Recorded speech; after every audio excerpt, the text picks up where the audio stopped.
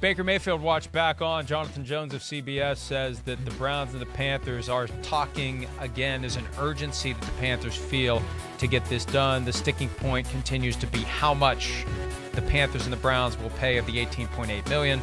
At last word, it was the Panthers looking for the Browns to pay $13 to $14 million. Maybe the Panthers willing to pay a little bit more to get this done. The Browns need to know who their quarterback's going to be. I still say straight up Baker Mayfield for Sam Darnold. But we'll be breaking that down at PFT. Yeah. We got to get to the draft of the best. Well, it shows you that maybe Sam Darnold hasn't done enough in the spring to make them feel comfortable to go, let's go in with Sam Darnold. That would be my 2 cents in reading the crystal ball there. Time to pull the ripcord. Right. Time to break glass in event of emergency. All right. The best non-quarterbacks in the AFC North. Chris, you're up. All right. Thank you very much. I'll take that. Very nice of you. One thing that I realized, and I kind of like this exercise, damn, there's a lot of good players in the AFC North. Like, no wonder why all 4 teams could be in the playoffs and legitimately be like a Super Bowl contender that way. I'm going to go with Jamar Chase as the number 1 guy. To me, wow. I am. Yep. I don't know. It's just Jamar Chase, to me, is in the convo for the most explosive offensive player in the game. He is. One-on-one, forget about it. Like, there's nobody can cover the guy one-on-one. We just saw a guy in Jalen Ramsey have to cover him, and it was not easy. And he's got 3 rockets up his butt, and to me, it's, him and Deebo Samuel are in the conversation for the best receivers in the game right now. So I'll go Jamar Chase. I'll go TJ Watt. Yeah. I thought that's where you were going. I know. Yeah, great year last year, gets the big money, holds in, still has an epic season for a team that needs everything it can get out of its defense as its offense continues to be kind of a work in progress. So TJ Watt, as good now, I think, as J.J. Watt ever was. I mean, there used to be a gap, but I think right now peak T.J. Watt matches peak J.J. Watt. It's not far off. I don't know if I'm going to quite go there yet, but it's starting to look that way. I mean, he's just hitting the prime of his career, so watch out. And, it's a great pick. I mean, he's obviously one of the best defensive players in the sport, even though I still don't think he should have won NFL Defense MVP last year. I still think Michael Parsons should have. All right. I'm going to go with Myles Garrett, the other best pass rusher in the division. Myles Garrett is as freaky as they come, and just like T.J. Watt, I think is in that conversation again for best defensive players in football. He's a force. He's a force of nature, a wrecking ball. I mean, plays the run well. He's phenomenal, of course, as a pass rusher. I mean, he's a specimen. Myles Garrett, for me, definitely one of the best pass rushers in the game.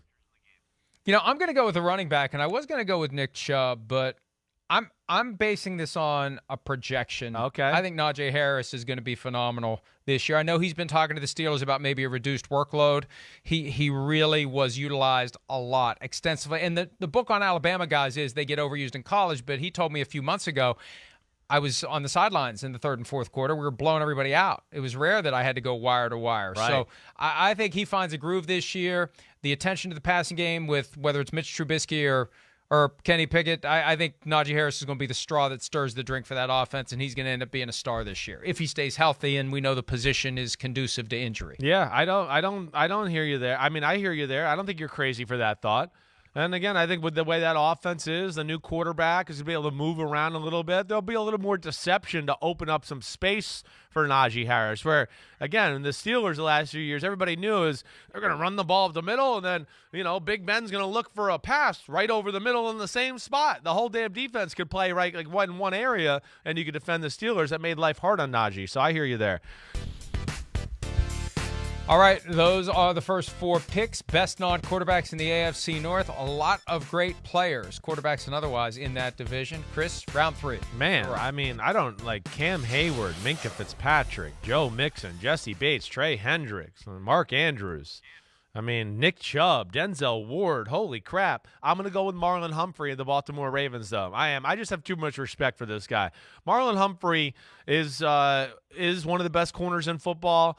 I feel like he gets a lot of criticism sometimes because people see him like on the highlight. We're going, oh, man, Marlon Humphrey was covering him.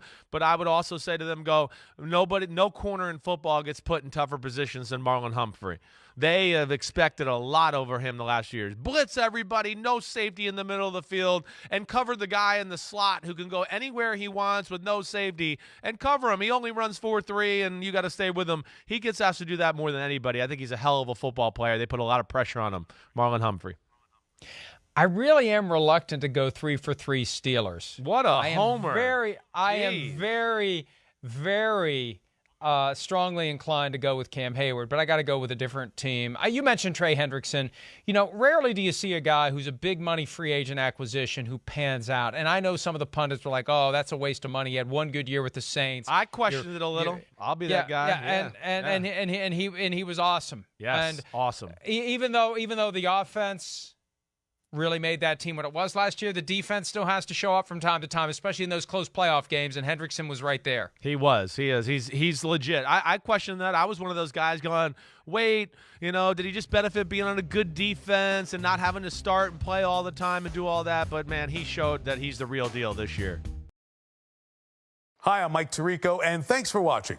Make sure to hit subscribe for the latest news and highlights from NBC Sports.